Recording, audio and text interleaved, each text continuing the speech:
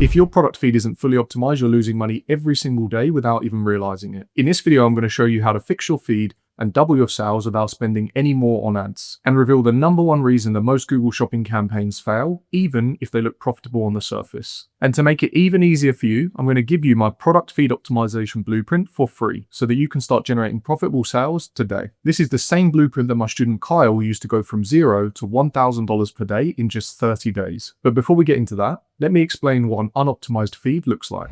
As advertisers and business owners, we all want the same thing, which is profit, right? Which means the last thing that you want to do is pour more of your hard-earned money into ad spend if we can generate more sales another way. But the problem is, no one's shown you how to actually optimize and scale. And I'm here to tell you the good news. It's not about spending more, it's about fixing your foundation, and that is your product feed. And in this video, I'm going to show you how to do it. So let's get into it. Everyone looks at their final metrics, okay? Conversion rates and ROAS. But very few focus on the variables that actually drive these two metrics, such as your click-through rate. Let's assume that your conversion rate is 2% and you're happy with it. And your ROAS is good. It's within KPI. KPI just means key performance indicator. Now, when these two metrics are in alignment, most people think that the only way to generate more sales is to increase their ad spend. But the thing that everyone forgets is their click-through rate, okay? What if you simply doubled your click-through rate, which would mean your conversion rate remains the same, your ROAS remains the same, but you've just doubled the amount of clicks that you're getting. Now, of course, if we think about how Google bills, you get billed based on your cost per click. So, of course, doubling your click-through rate would double your number of clicks, which would also therefore increase your ad spend. But increasing the ad spend isn't the focus. The focus is increasing the click-through rate. The benefit we have with our product feed is we already know what all of our top performing products are. We know what the conversion rate is of those products, and we know what the ROAS is. So rather than increasing budgets at a campaign or even an ad group level, let's focus on increasing the click-through rate and getting more clicks on the products that we already know are converting within our key performance indicator. And the way to optimize your click-through rate on the Google Shopping network is simply by optimizing your product feed. So that's your product titles, your images, and your descriptions. Price point will obviously come into it as well, but the price in which you're advertising your product at is obviously unique to you, your market, and your competition. So I'm not going to focus too much on that in this video. I'm going to share with you the 4-step plan that we're going to go through on today's video. And in a moment, I'm going to break product feed optimization down for you into 4 steps. But before we do that, here's a quick introduction as to who I am and why I'm qualified to teach you this. For those of you that don't know, my name's Theo Clarke. I've been in Ecom since 2020, where I launched my first high-ticket dropshipping store. I went on to exit that business in December of 2022. And I also launched a Google advertising agency where we serve D2C e-commerce brands and dropshippers. In the past few years, we've generated over £20 million in sales. I've also personally mentored and coached hundreds of e-commerce business owners and helped many of them scale to 6 and 7 figures. Today, I'll be showing you how to optimize your product feed, which for any e-commerce business owner running Google Shopping ads is going to be an absolute game changer. So let's break product feed optimization down into 4 steps. So in this video, I'm going to show you how to optimize your product titles, images, and most importantly, how to split test them. I'll also explain segmentation and why it's an absolute must if you're looking to scale. We're going to look into feed attributes and product health. And lastly, I'm going to show you how one of my students applied all of the above and went from 0 to 1K per day in just 30 days. I'm going to go through these in order of importance, starting with your product titles. Your product titles are responsible for 80% of the search terms that you show up for on the shopping network, which means if you get this right, not only will you have more visibility, but you'll also have a better placement. Think about it, if someone's on Google searching for a particular product and they're using keywords that you've also included in your product titles, then your product and your product listing ad is much more likely to show on the shopping network to that particular person. And the best part is, you don't have to guess what keywords to use. Google literally gives this information to you. If you've already been running ads and you've got some existing data, then you can take a look inside of your search term report. I'm going to show you exactly what this looks like in just a moment. If you've never run ads and you're starting from scratch, then you can use tools such as Google Keyword Planner. So let's dive into my Google Ad account and I'll show you exactly how to analyze search terms. So you guys are actually getting an insight into one of my ecom businesses here, which launched around about 6 months ago. You can see here where we were at the start back in November and how that conversion value has pretty much been consistently increasing. We're on track to do 40K this month, which should be our best month to date, which is great. And then we're going to be pushing for that milestone of 50K in a month. So good things to come. Now, inside of this account, I'm running a PMAX campaign and then multiple search text campaigns. If you do have existing data and you want to pull search term data, then The best place to start would be inside of either your PMAX campaign or your shopping campaign. So in this instance, as I'm running a Performance Max campaign, what I'm going to do is I'm going to open up the campaign, go to Insights and Reports, and then click on Insights.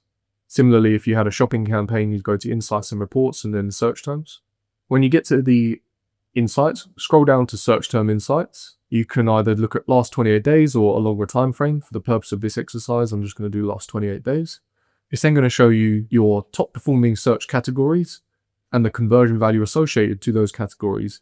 If you want to look at more data, you can open up the number of rows, and it's going to give you a breakdown of even more search categories and what conversion value each of those categories are responsible for in terms of conversion value. And you can also see the search volume here as well. Now, these search categories are obviously going to be specific to you and your business and how you've built out your asset groups and what products you're advertising within the Performance Max campaign. Based on the titles of the search categories, you should be able to determine which product it's referencing.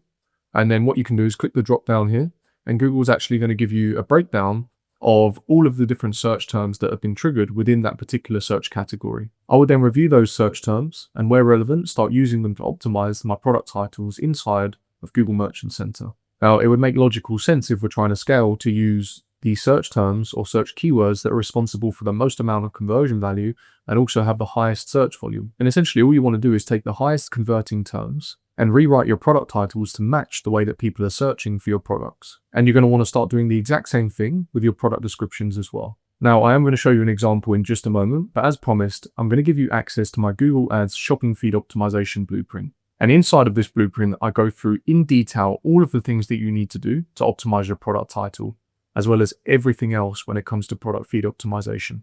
But I'm only giving this away for free to the next 100 people. So click the link in the video description now to gain access to the blueprint while you still can.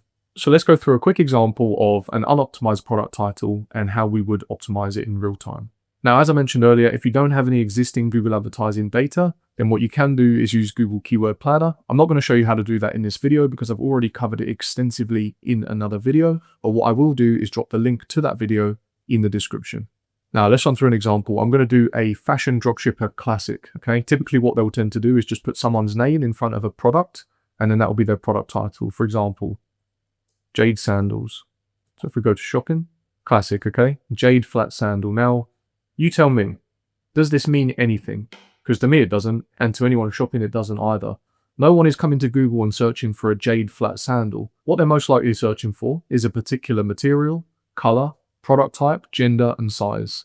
But let's just say, for example, we were advertising a suede cream and white sandal, women's size EU 30 to 40, which is much more likely what someone's going to search for. So for example, suede, cream, white, sandal.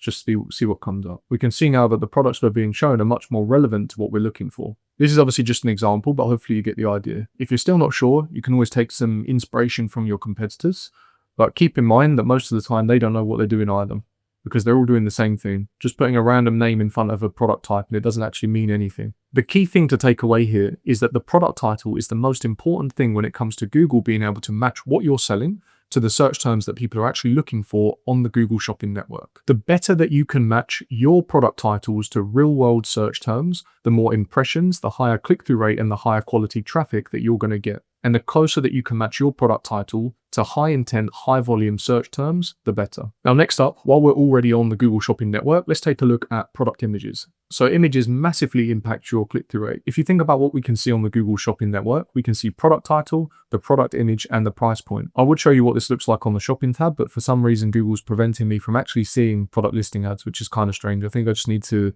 clear my cache or something. So for the purpose of this example, we'll take a look at the free product listing ads, which is still information being pulled from the product feed. The only difference is people aren't actually paying for these placements.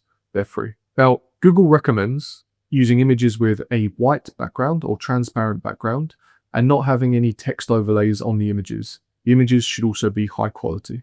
I tend to agree. All of these things are important, but one thing that I would recommend is also testing lifestyle images.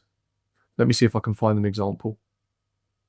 So here's one example of a lifestyle image, and maybe that's the only one we've got. Here's another example of a lifestyle image. You can think of a lifestyle image as just like a real life image, something that captures the product in real life. Now, I'm not necessarily suggesting that you go against the grain and start doing the opposite of what Google's saying. Absolutely use white product images, but what I'm saying is you should also split test lifestyle images, because if you're able to differentiate yourself from your competitors on the Google Shopping network, that will likely result in a higher click-through rate. And I've already explained to you earlier the importance of increasing or even doubling your click-through rate. The reason that I recommend split testing is that so you can actually back up your decisions based on data as opposed to just making assumptions. Split testing product images and titles is easy, but you do need to use an external tool. Personally, I use one called Data Feed Watch, which is the same tool that I recommend to all of my mentorship students. I already dropped a link to my product feed optimization blueprint in the video description. Inside of the blueprint, you'll see a section called feed testing. In here, you can use my Data Feed Watch link to get your first month completely free, and you will not find this offer anywhere else. So if you do want to start testing your product images and titles, then I'd recommend using this link and getting set up on Data Feed Watch for free and test it for yourself. Start split testing and experimenting the right way so that you can start making data-driven decisions to scale. I often say that the answers can be found in the data. The most important thing is understanding how to analyze the data and then use the data and leverage it to your advantage to actually scale your campaigns. And that leads me on to the next part of this video, which is segmenting to scale. Now, I'm not going to lie, I often get quite frustrated at how often people overlook Google Ads and its capability. What I mean by that is I'll often speak to e-commerce brands, business owners, dropshippers. If I ask them if they're running Google Ads, they'll always say the same thing. Yeah, I've got a PMAX campaign set up, I've put all my products in there, I've set a ROAS target and it's going well. And I'll often say, okay, that's a good start, but what are you doing to, optimize the campaigns, optimize your feed? And it's at that point I see a blank face. They're like, oh, what do you mean? I just increase the budget. And if it's able to maintain my TROAS, then I just kind of keep increasing the budget. And when performance drops, I just decrease my budget. Now, the problem with this is people are treating Google Ads as if they're meta ads and simply making changes based on budget increases and decreases. But the truth is, and hopefully as you're starting to see from this video, there is so much more that can be optimized than that. There's so many different data points within a Google advertising account or even in the Google product feed that can be used and leveraged to your advantage to really take your campaigns to the next level. But the most important thing is understanding the data. Once you understand the data, the next part is actually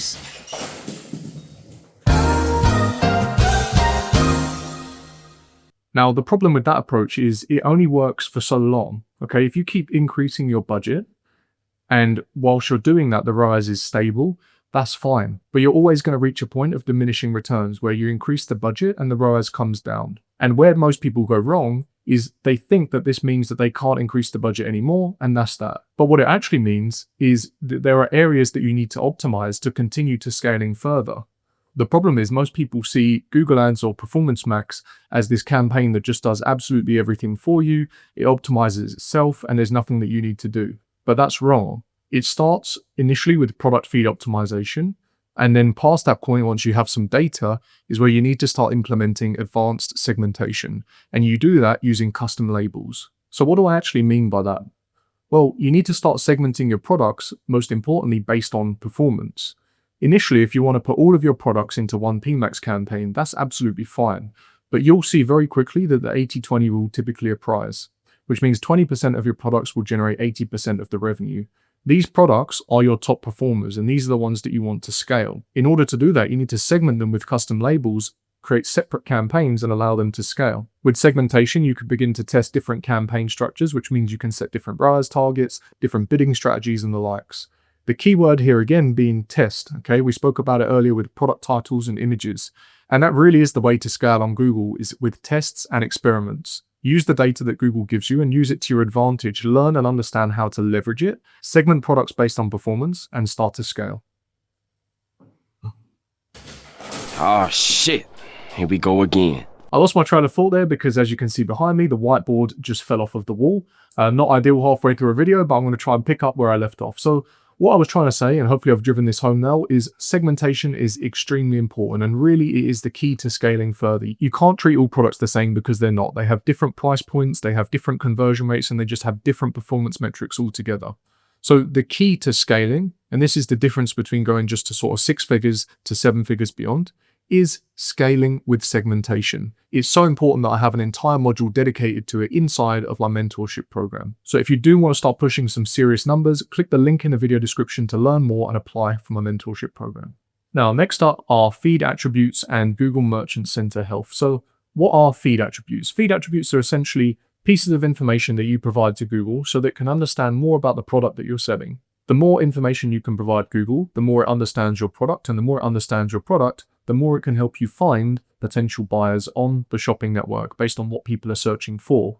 So attributes are essentially things that Google uses to better understand your product. And inside of my Google Ads shopping feed optimization blueprint, I break down all of the things you absolutely should be adding inside of your product feed at a product level. But to be honest, I don't really want to spend this entire video showing you how to input information inside of GMC. This video is about optimizing your product feed, not setting up the basics. I actually already cover this in extensive detail inside of my Google Ads Ecom Academy. It's my free community. It's completely free to join. We've got over 1,400 members, and I have a video here that's about 15 minutes long, which walks you through all of the best practices when it comes to setting up your product feed, and I show you how to add the attributes and where to add them. So if you do want to watch that video, click the link in the video description and join the Google Ads Ecom Academy. It's completely free. But I will say this, if inside of your Google Merchant Center, Google is flagging things that it wants you to fix, do not leave these ignored. Here are some examples inside of a Google Merchant Center account where Google is showing some things that need to be fixed, and it also showed you how much of an impact it believes it's having on your Merchant Center feed. Aside from just products that need attention, you can also click here to see if there are any setup and policy issues that you need to amend.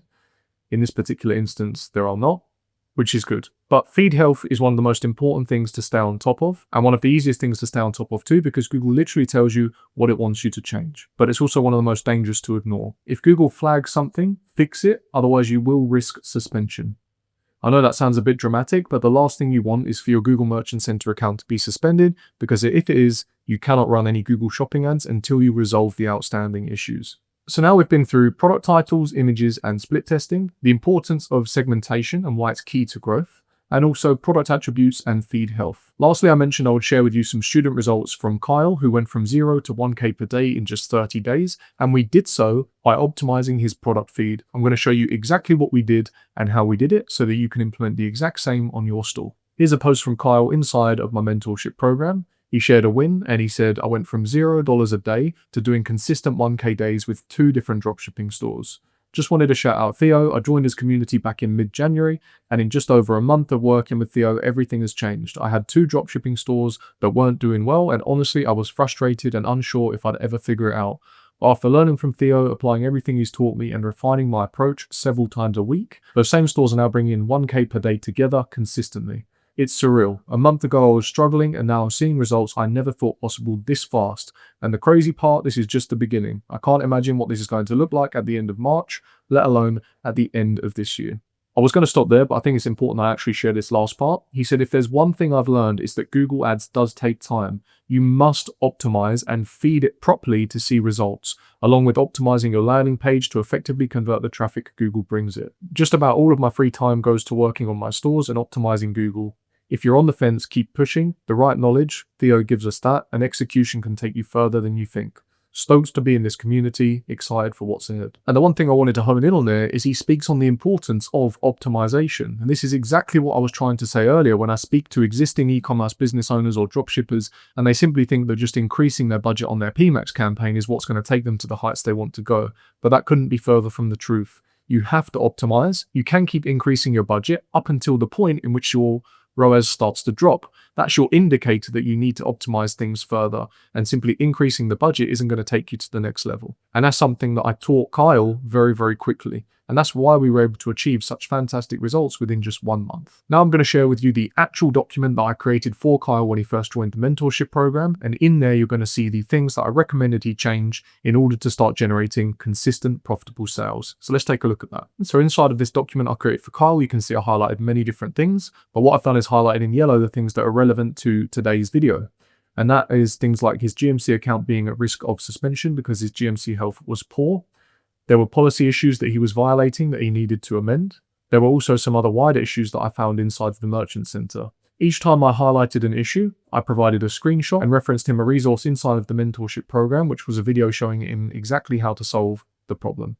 I also did a deep dive into his campaign structure, so looking at the structure of his campaigns, the asset groups, audience signals, keyword planner, bidding, and budgeting as well. This is where I was advising Kyle on segmentation and telling him exactly how to structure his PMAX campaigns to be able to generate sales and actually scale. Here you can see where I was speaking about product title optimization, and I referred him to the video inside of the mentorship program, which I go through in detail, how to optimize all of your product titles to make sure you have high intent traffic and high conversion rates. Now, hopefully you can see how this audit doc relates back to everything we've spoken about today in this video. The suggestions I made for Kyle were either regarding his feed or his campaign structure. And when I say campaign structure, I mean segmentation within the structure, as well as bidding strategies, budgets, and the likes. But it all started with his product feed, so optimizing his titles, his images, his descriptions. Once we knew that the foundation was correct, then I was happy for him to start increasing his budgets and scale towards his 1K per day target. And as a result of that, we hit it very quickly, in fact within 30 days of working together. So now you can see firsthand the difference that product feed optimization can make. Now, I already mentioned it a couple of times in this video, but if you do want the product feed optimization blueprint, you can gain access to it in the video description. As I mentioned, this will only be available to the first 100 people. So if you are interested and you do want access to the blueprint for free, then click the link in the video description. But if you are serious about scaling your e-commerce store, just like Kyle did in 30 days, then consider applying for my one-to-one mentorship program. You'll get personalized access to me. I will help you on a one-to-one basis, where I'll personally help you scale your e-commerce or dropshipping store to 1K per day quicker than you can imagine. So if you are interested in working with me on a one-to-one basis, then click the link in the video description to learn more. That's all for this video. I hope you found it useful. If you did, don't forget to drop a like, comment, and subscribe. I really appreciate it, and I will see you in the next video.